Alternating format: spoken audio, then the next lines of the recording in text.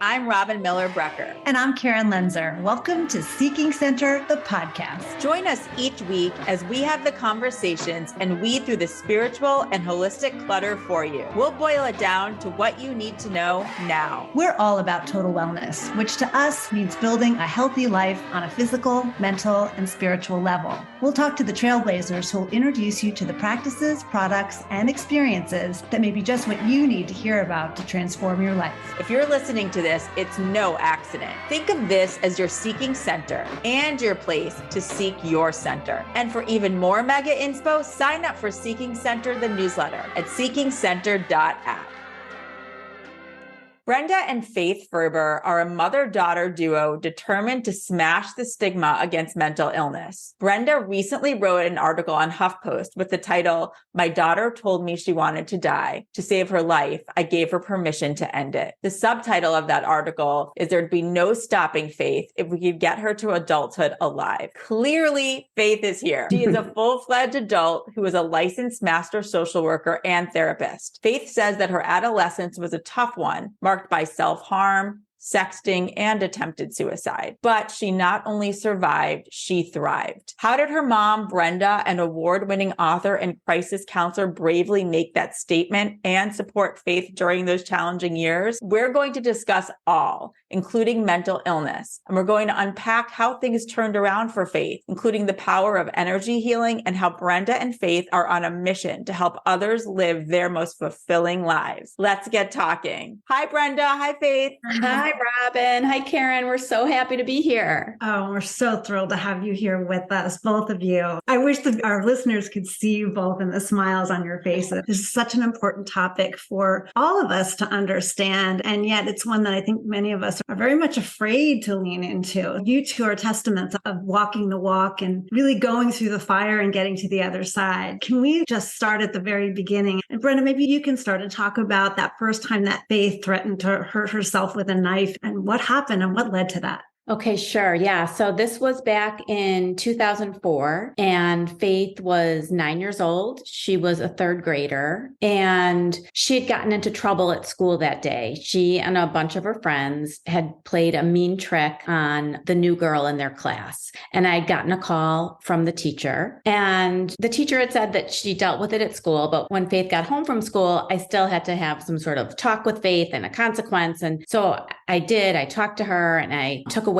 all her screens for the day. And that was it. I thought that was it. And so then bedtime came, put the kids to bed. My husband and I are downstairs in the living room watching The Sopranos when Faith comes down after bedtime, which was normal. Faith always came down after bedtime because she was always like, I need one more kiss goodnight. I need to talk about one more thing. And so she comes downstairs, pause the TV. She doesn't need to see Sopranos. And she walks into the kitchen, which is adjacent to where we're sitting watching TV, and she grabs a knife from the counter and she walks over to my husband and me, and she stands in between us and the TV, and she's holding this paring knife against her palm. And she says, "I'm a terrible person." And my heart stops right then and there because what is she doing with this knife? She's a little girl. She had long brown hair, still damp from the shower. She was wearing tie-dyed pajamas with chicks on them. She was like the picture of innocence standing there with a knife against her palm. And my husband was like, "Faith, give us the knife." And she was like, "No, I like it." And then I didn't quite know what to do because even though she was just a little girl, you don't want to get into a physical fight with someone holding a knife. And so I softened my tone and I'm like, "Faithy, you're not a terrible person. You did something that wasn't nice.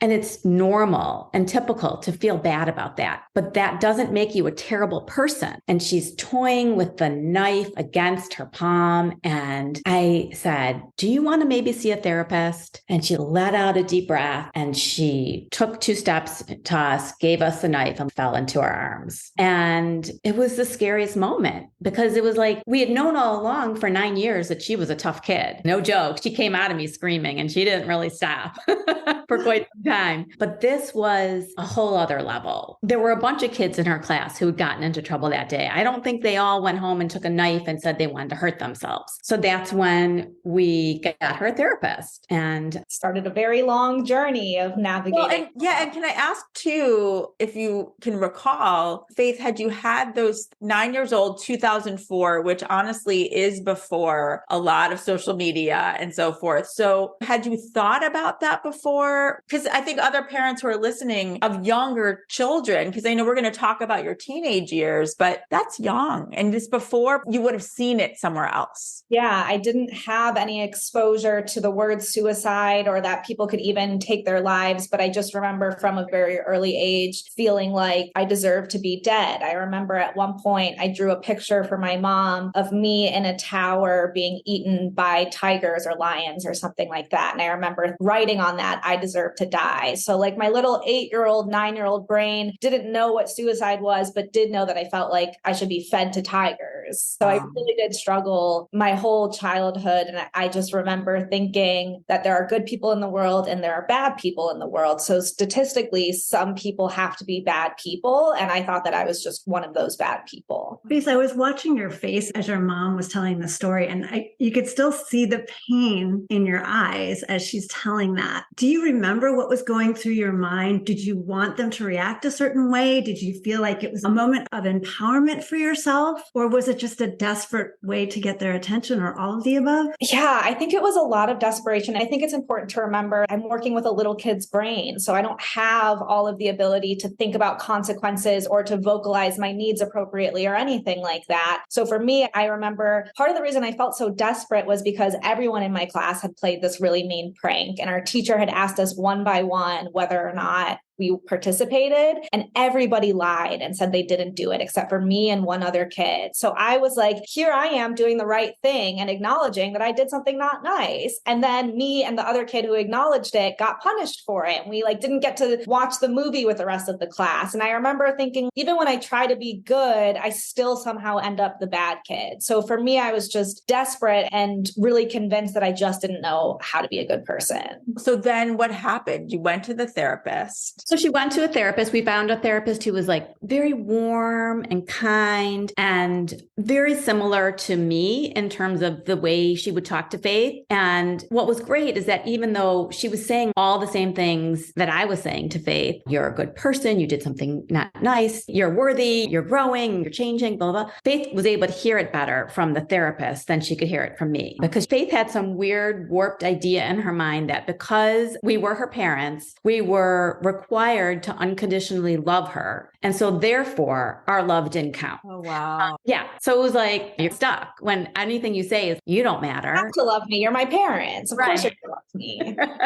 So that was tough. And she did some different things with Faith. She did EMDR therapy with Faith, but Faith was so smart and manipulative that she didn't really like doing this EMDR therapy. And she knew what the therapist wanted her to say to have it be done. So she would just say the stuff, and it didn't really work so much. And then all of a sudden, here we are now in 6th grade. Faith's been going to this therapist all this time, and nothing has really been helping or changing. And 6th grade, you start middle school where we lived, and things got a lot worse really quickly in 6th grade. So I guess the first thing that happened is she became part of this very exclusive, popular mean girl group. And that sort of took over our lives. And then she started sexting. So I had a spyware on our family computer. This is before even, that the kids all had their little iPads or I'm glad you're saying that, because I think for those listening, we're talking a while ago. There's no Facebook. There was iPod, there's no internet on the iPod. Yeah. But I need to know what these kids are doing online. I had 3 kids. Faith has a twin brother and a younger brother, just 1 year behind them in school.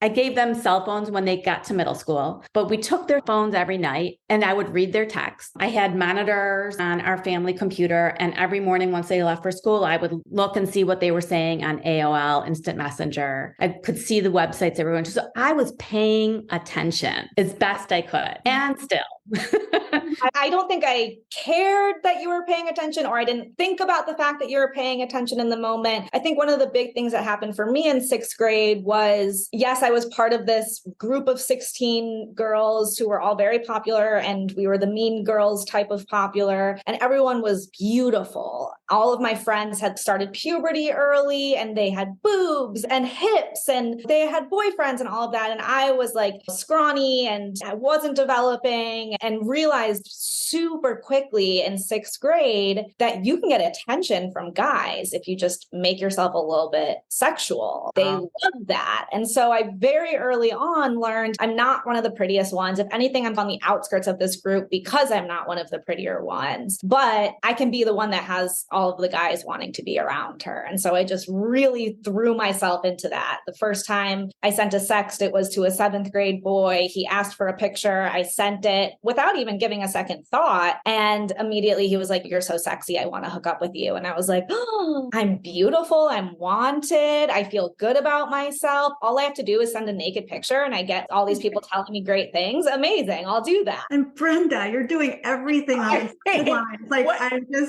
Can you even do? And by the way, that does feel so early too.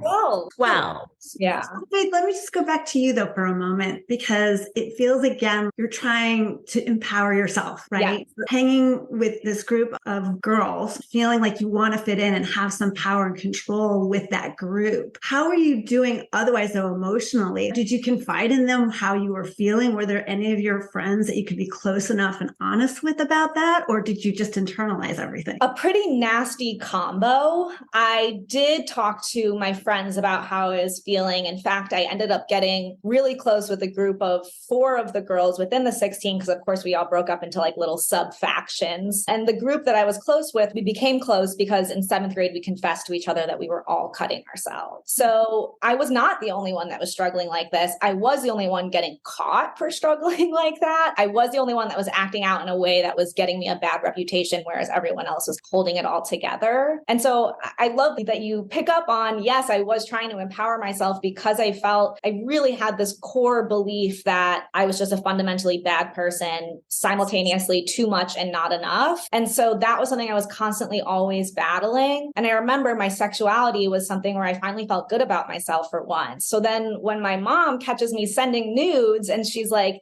"Faith, this is child pornography. You cannot do this." I was like, "My body, my choice. You should be happy that I'm so proud of my body and how I look." And she was like, "Okay, yes, like your body, your choice. And I'm happy for you and proud of you and whatever. But when you're 18, you can choose to wield your sexuality in this way. But when you are a child, you can't do that. It's not appropriate." And I was just like, wow, literally this one thing that makes me feel good, you're trying to take away from me. Wow. An impossible situation for my parents. Yeah. So Brenda, what did you do?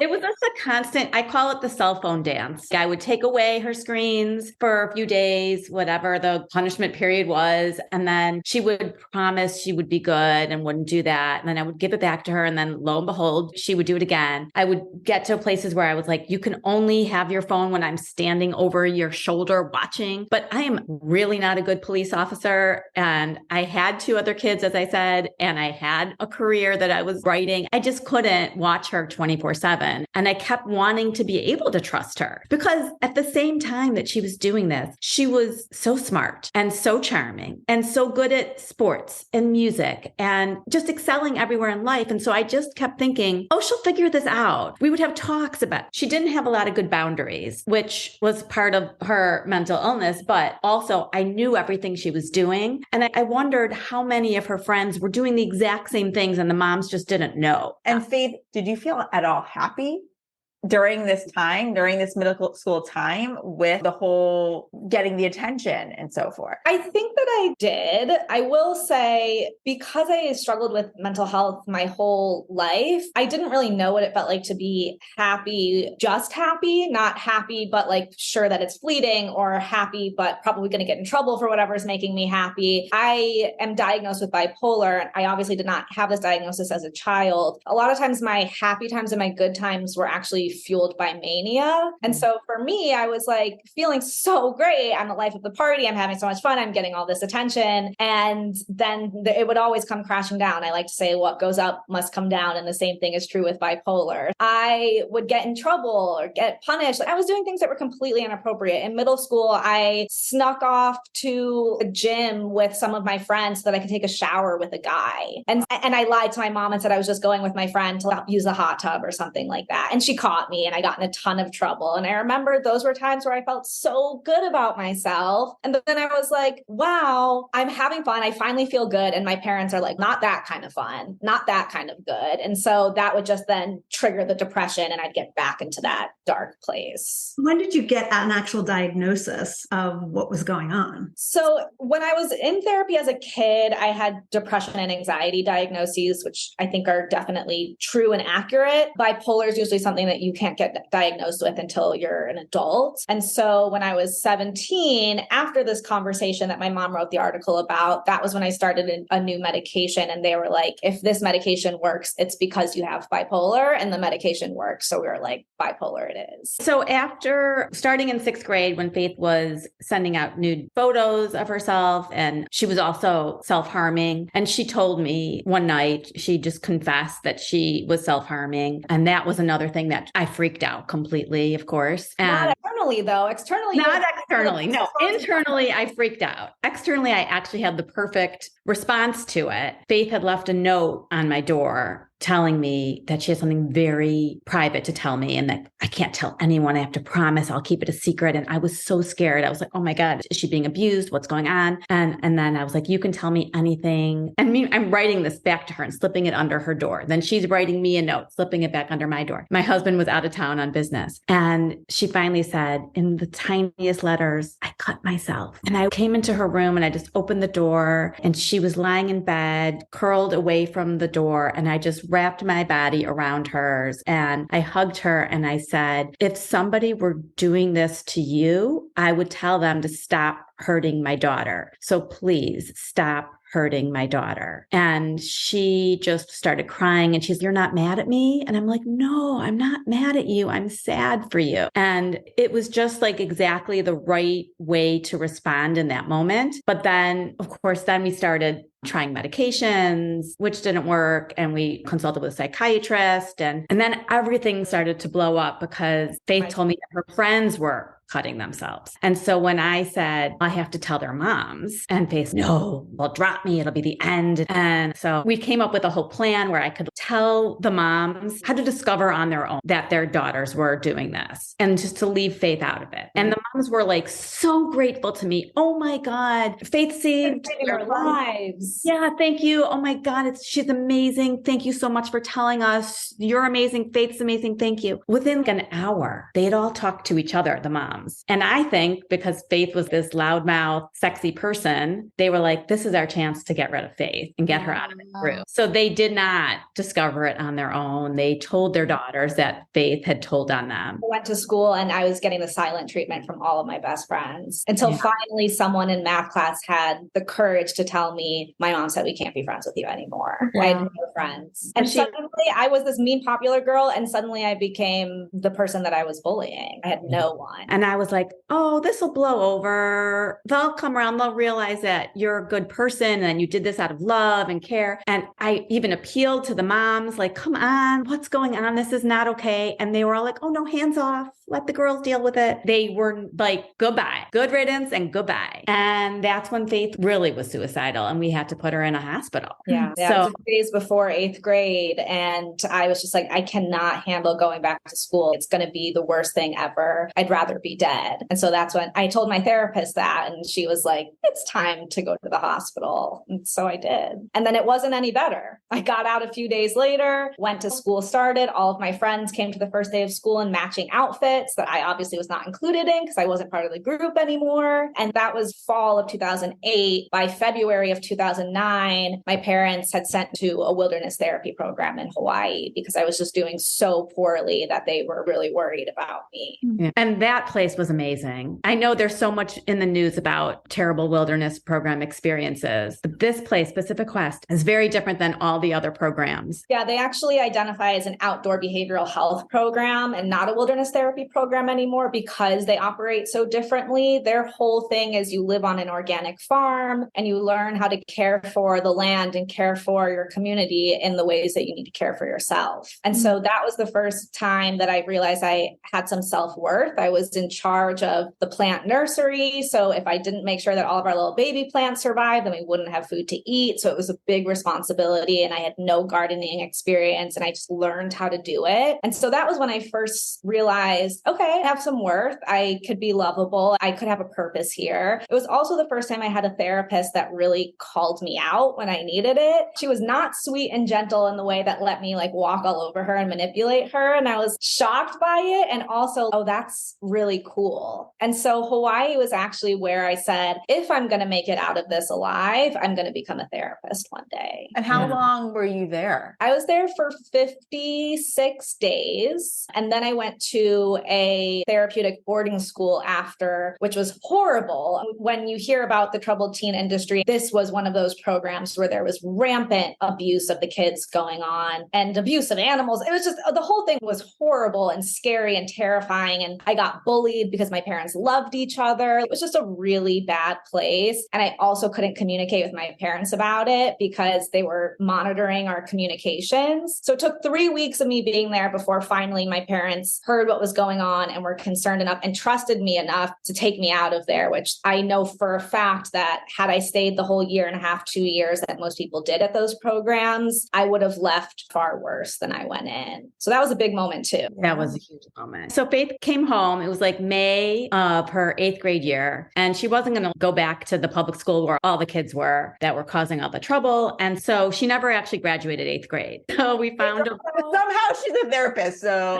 you can drop out of 8th grade and still do it. So we ended up sending her to a traditional boarding school in Connecticut for high school, which really was a great experience for Faith. She's such an extrovert. And so this was like an extrovert's dream to be with her friends all the time. And she was meeting kids from so many different walks of life, different cultures, different all over the world, and different socioeconomics. And we were raising her in a very homogenous sort of town. And when you go someplace where you're meeting all kinds of different people, it actually allows you to become yourself. You don't have to fit this cookie cutter thing anymore. And so she had this social justice in her, got ignited, and she realized she was gay. So much good stuff happened at this school, except she still had mental illness. And so Faith, do you want to tell what happened? Yeah. So I came out as gay. There started to be a little bit of conflict at the school. This was an all-girls school, and the girls who were gay were starting to be held to different rules than the girls who were straight. And so this social justice fire had been ignited in me. My freshman year, I was required to take the social justice class that completely changed my life. And I remember being like, this is an injustice. This is homophobia. Like, you need to be treating us the same. And so that kind of sent me spiraling a little bit. And I remember I started to say, fuck it, I'm done with this school. I'm not staying here. They're homophobic. And I remember my parents being like,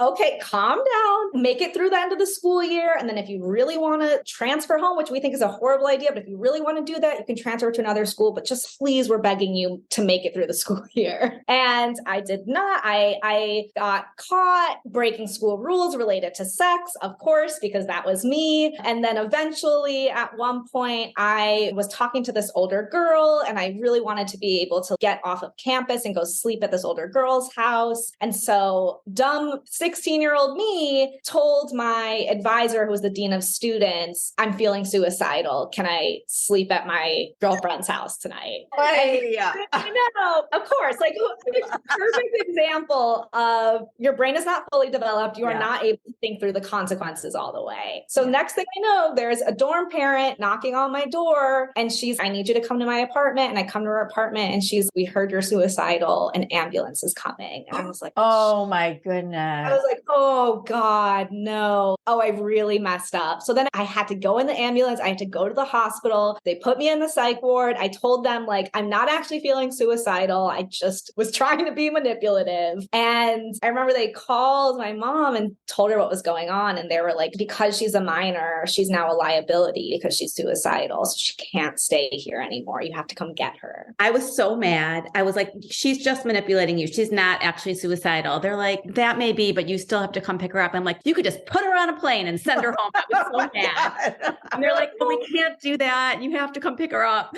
So I was like fuming. I got on a plane the next day and go to pick her up. And so we get her home, and I can't believe this was the middle of her junior year. It's like such an important year of high school. And she was like this A student until that semester. She got like all D's and sympathy A from one teacher. And I was like, oh, how's she going to get into college now? I was so irritated. But then she had to start up at our public school with all these same kids. Which I hadn't been to since I that's years. in 8th grade. Everyone was like, here's this boy crazy girl. And of course, all these rumors were flying about what actually happened to me. There were rumors that I had gotten pregnant and sent away because of that. There was just all of these rumors that were flying because no one knew where I had gone. And all of a sudden I come back and I'm like this social justice activist, super gay, all of these things that were just like not who I was in middle school. And there was zero room for that. Everyone was like, we don't believe that you're gay. You don't look gay. I was such a loser. I was eating lunch by myself alone in the bathroom stall. Nobody wanted to be friends with me. All of the mean girls that were popular in middle school were still the mean popular girls in high school. Like nothing had changed except I had changed drastically. So I'm back in this horrible environment. I've messed up my life. I messed up the most important year of high school. I don't have any friends. I'm depressed. And that was when I was like, everything started to hit me. The weight of I've really messed up my life to a point of no return at this point. The only option is going to be suicide now. And so that brings us to that article that I wrote about on HuffPost, which I was sitting on the couch and Faith came home after school and she snuggles in next to me on the couch and she says, I said, how are you doing? And she's not good. I said, things are going to be better. Things will get better. And she goes, no, don't say that. She goes, you're going to be okay when I die. And I was like, no, I will never be okay if you die. And she goes, Mom, kids die all the time from cancer and their parents get over it. And I said, first of all, their parents don't get over it. And second of all, you don't have cancer. And I said, if you had cancer, we would try everything to save you, like Western medicine, Eastern medicine, everything in between. And she said, but then if you tried all of that and I was still sick, you would let me die. And a light bulb just went on in my head. And I had thought all along that I was pretty open-minded about the mental health, mental illness stigma, but thinking of her mental illness as cancer, as something that was literally killing her, it changed it for me. And I got it. I finally got it. And it just flipped things. So instead of me always being the person who says, you're going to be fine, it's okay, don't worry about it, things will get better, I said, okay, I hear you. I understand the pain that you're in. And I said, if you are willing to try everything, and granted, we tried a lot of things, but we hadn't tried everything. We only tried Western medicine. Yeah. If you're willing to try everything and you still feel this bad, then you can end your life. And Faith was like, okay. And I didn't know this, but Faith had actually attempted suicide right before this conversation. Yes. That's why I came home so dejected and exhausted because I had every intention to kill myself that day. And I attempted and it didn't work. And then I was like, wow, I'm such a failure that I can't even kill myself. I'm desperate to get out of here. I can't get out of here. I'm trying. I didn't have access to guns, thank God. And so I didn't have any like really lethal way of killing myself. And I was just like, I'm stuck here. It's never going to get better. So when my mom said, if we try everything and you still feel this way, you can kill yourself, I didn't think at all in that moment that there was hope for me. The only hope that I saw was all I have to do is get through this checklist of trying X number of different things, and then they're all inevitably going to fail. And then finally I can kill myself. So for me, I was like, great, let's dive into it and start doing whatever we think is going to maybe possibly work because I know it's not going to work. work. Can I just say something right now, though? I'm like getting choked up at looking at you two. What a powerful relationship you have, Faith, to have the courage to tell your mom at that moment. There's so many people that wouldn't do that. Yes. And that's such a huge part of why this worked for us. We've had some people say, oh my God, if my mom told me I could kill myself, that would be it. I'd kill myself. It was the fact that we had such a close relationship that allowed this specific framing to work for us. And the bravery that you had, Brenda, I can't even imagine what that moment must have felt like for you and for Robin and I, what we talk about all the time. It feels like such a soul contract that you had with each other at such a deep level to have that relationship. I can't imagine where this would have gone if you didn't have that. I commend you a lot, Faith, for having that courage to reach out to your mom at that moment, because again, I think that probably made a big difference in the past. Yeah, and it's so interesting because my parents were always telling me growing up, use your powers for good. They're like, you have all of these strengths, you just need to channel them appropriately. And this lack of boundaries, being an open book, is what's making us so that we're sharing our story right now. So like for me, this is such a good example of using my powers for good. I am an open book. I'm willing to talk about anything. And now I'm going to use it to try and help other people. Exactly. So then what happens then? I'm sure you didn't even have a moment, Brenda, to think, what kind of list do I have to come up with now? It's got to be really fucking long. Exactly, right? You start with your friends. So I had a very good friend since I was 16 years old who's an energy healer, SHERYL, NETZKY, who's been on your show. And so I was like, okay, energy healing, we could go down that path. And I called SHERYL and I was like, can you help? And she goes, absolutely. We scheduled a call for the next day. And I'd also looked into acupuncture. I'd made an appointment with a friend's brother who was an alternative psychiatrist. We ended up canceling that appointment because the first thing Faith did, this energy healing, changed everything. Yes, tell us. It was amazing because not only had I never heard of energy healing before, but I was pretty certain that it couldn't work over the phone. And we were in Chicago and SHERYL was in Michigan, and she's telling me that she can see my energy and feel my energy and work with my energy over the phone. And I'm like, that doesn't sound legit, but okay. I think if it had not been my mom's friend, I would have probably been far more resistant, but I was like, this is a normal person, so I'll hear her out. When she told me that she was going to go on a soul retrieval for me, and she's making all of these weird noises and sounds on the other side of the phone. And I remember getting distracted and being like, she's such a scammer. She's making all these sounds into the phone and going to charge a bunch of money and then not actually do anything. And as soon as I got distracted, SHERYL was like, bring your attention back to your breath and your body. And I was like, what? How does this lady know that I just got distracted? That's wild. So then I'm going to go on this journey for you, and I'm going to find these different missing parts of your soul, and I'm going to tell you what I see, and you're going to tell me what they mean. I say, okay. So she goes on this journey. She finds 3 different parts, and she tells me what she's seeing, and she says, what does this mean to you? And in my head, I'm like, I have no idea what it means. You tell me what it means, lady. But then as I'm thinking that, there are words coming out of my mouth that make perfect sense and explain exactly what these pieces mean to me. And that was really the first time that I realized, oh, there's a healing capability that is beneath our conscious level of attention. And that was a really game-changing experience for me. And after the call ends, I walk out of the room, I go downstairs, I'm feeling weirdly light and not depressed and confused by it. My mom says that I came out and I had a light in my eyes that she hadn't seen in years. And I said, SHERYL told me I'm not supposed to talk about things yet, but I need to take a bath with baking soda. And I went and I took the bath and ended up going to bed. And I remember thinking, it's so weird that I'm feeling better right now. This will at max last a couple days, maybe a week, but surely this didn't just like magically fix everything.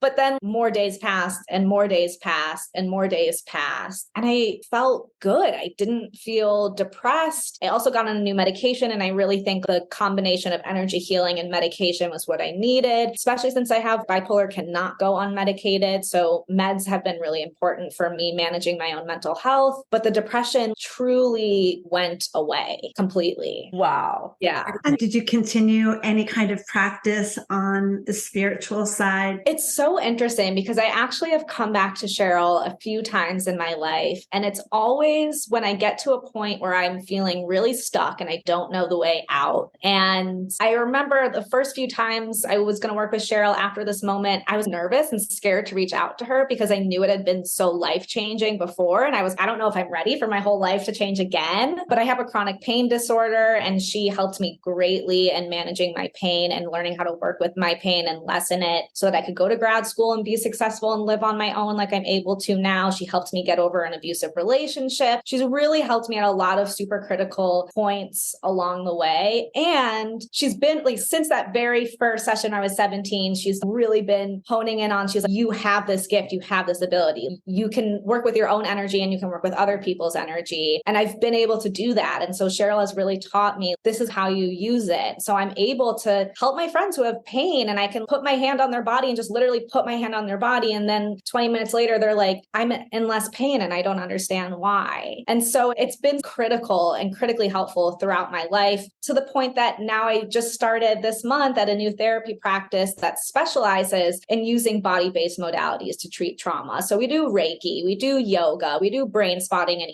EMDR. So all of these things that are all about like, we have the capacity to heal within us if we can just learn how to access it. Now that's my whole life. Isn't that amazing? And Brenda, not only obviously you also had the courage to agree to tell Faith, yes, you can go if we try all these things, but then you had the intuition to call SHERYL, which is really interesting because you yourself hadn't really experienced a session with her. No. And so SHERYL and I, we were friends since we were 16, working at a French fry store together at the mall. And we went to the same college, and I've been with her for a very long time. And I saw first she was a high school English teacher, and then she was making a big life change, getting a divorce, starting this energy healing practice. And I talked to her on the phone a ton as she was going through this. And she was so unsure about if she could make that work, if she could really do it. And I was just like, of course you can. Yes, this is what you're meant to do. Go for it. You got this, girl. But meanwhile, in the back of my head, I'm thinking, energy healing? Really? I don't know. I had enough of an open mind about it to know that there are things in this world that we can't understand. There are mysteries in the world. And this is just a mystery. And energy to me is less of a mystery than God. So it's okay to believe in energy than it is to believe in God. So then once Faith did this with SHERYL, I was 100% like, oh, wow, she wasn't kidding. This is real. And SHERYL has worked on my body too. So since then, and my spirit too. Yeah, I think you have to be open-minded. And I will say, one of the things that drove me nuts about my mom growing up was she was so optimistic. Her license plate on her car was literally Optimist 1. It drove me nuts because I was like, the world is horrible. Everything is horrible. How could you be so optimistic? And now I don't think all of this would have worked out the way it did if we didn't have my mom's optimism, because she really did hold out hope that something eventually was going to help. And whether that was optimism or hope or delusion, it doesn't really matter, because she held on when I didn't have anything to hold on to. And don't you think that there's no coincidence your name is Faith? Yes, 100%. I was thinking the same thing. It's so interesting because I never liked my name growing up, because I was like, I'm this like sexy sex appeal girl, and Faith makes me sound like I'm modest and prude. But then in grad school, I worked at a domestic violence shelter, and so many of the women, when they call to enter the shelter and then when they come to the shelter and I introduce myself, that so many women were like, I think it is a sign that I'm doing the right thing because your name is Faith. Absolutely. Now I love my name. Speaking of names, can you just tell us a little bit about Stigma Smashers and where did that name come from? Yeah. I don't remember where the name came from, but I remember, so I convinced my mom to write a memoir about our story because I wanted to write a memoir very early on. And I remember for a while, my mom was like, your story is not over yet. It is not time to write this. And then when it did seem like it was time to write it, she was like, please, we've had to deal so much with bad reputations and people thinking that she's a bad parent and all of that. She's like, can't we just go on with life and be happy? And I was like, no, this is an important story because I'm certain that I'm not the only kid who felt this way, but I know that people are not talking about it. And so eventually I did convince her to write a memoir, and she wrote one. And in order to sell it, we really needed to get our name out there more. We're not celebrities. We don't have some massive following. So I said, I was like, if we're going to be trying to build a platform, TikTok is the place to do it because that's the one that you're most likely to randomly go viral on. And so then I remember my mom, I watched tutorials of how to make TikToks on YouTube and how to do branding. She went so hardcore so quickly. We're both like anti-procrastinators. Within 24 hours, she was like, I reached out to 20 people to make us a logo and all of these different, we just like so quickly, we had a TikTok, a website, a logo, a name, everything. And we just hit the ground running, making TikToks Mental Health Awareness Month last year. And we've been making them since. Yeah, it's been had really fun doing this. And the name Stigma Smashers, we were just trying to think of our whole goal is to end the stigma against mental illness. And so the memoir is serving that purpose, and the TikTok channel is serving that purpose. And so we were just coming up with different names that weren't already in use, and we landed on Stigma Smashers. And I think it's a great name. People can follow us for tips and tricks.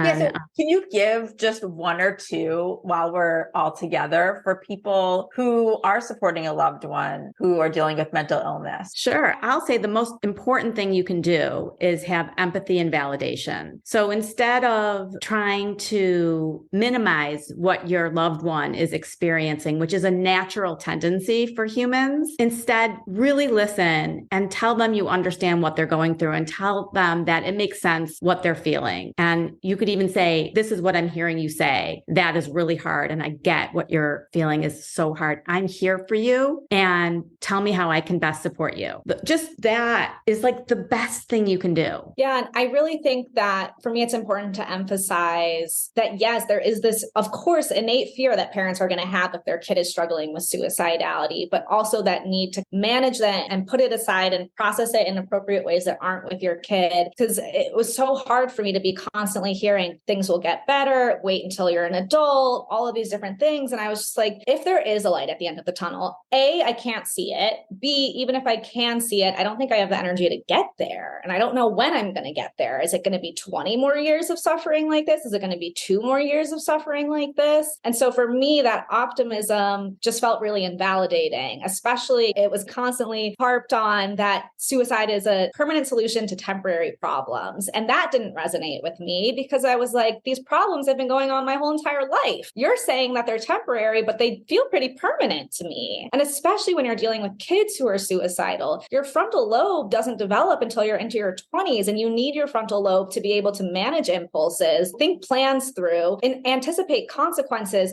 all of these really critical skills that you need to be able to recognize that how you're feeling right now in the moment is not the end of the world and isn't going to last forever. So you have to also recognize where kids are at developmentally when you're talking to them about these things. The other thing I would add, 2 really important things. If you have a loved one with mental illness, especially depression, A, you should not have guns in the house. Yes. Period. The end. Get rid of them. B, you should program crisis text line into your loved one's phone, which is 741-741. And that it's 24/7 help, free of charge, confidential, trained crisis counselors answering those texts. And we talk a lot to kids because kids are so good at the texting. That's how they're used to communicating. And so that should just be in your kid's phone, 741-741. That's really important. And if there is anyone listening today who is either a parent of somebody who they believe may be thinking about suicide, or if someone listening today, even as an adult, is thinking about suicide, is there anything else besides the crisis hotline you'd recommend? Yes. I think that the biggest myth is that asking about suicide, asking if someone is thinking about suicide, will put the idea in their head if they're not already thinking about it. All of the research shows that's not true. In fact, all of the research shows that best practice is to ask people if they are suicidal. You can ask directly, are you suicidal? You can say, sometimes when things like this happen, people feel like the best thing to do might be to end their life. Are you having any thoughts like that? You can also normalize suicide by saying, if most people at some point in their life have thoughts of things would be better if I were dead. And just because you have those thoughts doesn't mean you plan to or want to act on them. So starting that conversation from a place of normalizing how they're feeling is huge. And then if your loved one says, yes, I am thinking about suicide, asking, do you have a plan? Do you have access to the things that you would need to carry out that plan? And do you have a time frame for when you might enact that plan? So if someone says, I'm thinking about overdosing on Tylenol, and we have Tylenol in the house, and I might do it tonight, that's when you really need to intervene. Someone is at imminent risk of attempting suicide. But oftentimes people will say things like, I would hang myself, but I don't have anything to hang myself with or from. And that in itself can be a protective factor against suicide. So we have to remove the stigma and the scariness from suicide so that we can talk about it in a way that actually then allows people to get the help they need. And then at that point, if you're the parent, let's say, you would reach out to a therapist or a doctor or somebody to then help you, I assume. Yeah. And not to hesitate in not reaching out. right? I think some parents might feel like they might have that information, but be still afraid to move forward and actually act upon it. But that acting upon it is like the most important thing that they can do at that moment. Yeah. Right? And also, I think it's relevant to point out, like, we're 4 white women talking about this. For a Black family, if, let's say, a mom has a Black child who is feeling suicidal and you want to get school involved or hospitalization involved or anything like that, it can very easily be turned around on the parents. A CPS investigation can get opened up. Parents can be accused of neglect or abuse or things like that. And if you are a person of color, you're more likely to experience that. So there's also a huge privilege in white people being able to say, yes, reach out for professional support, when oftentimes that's not always accessible or safe for people. Watch out.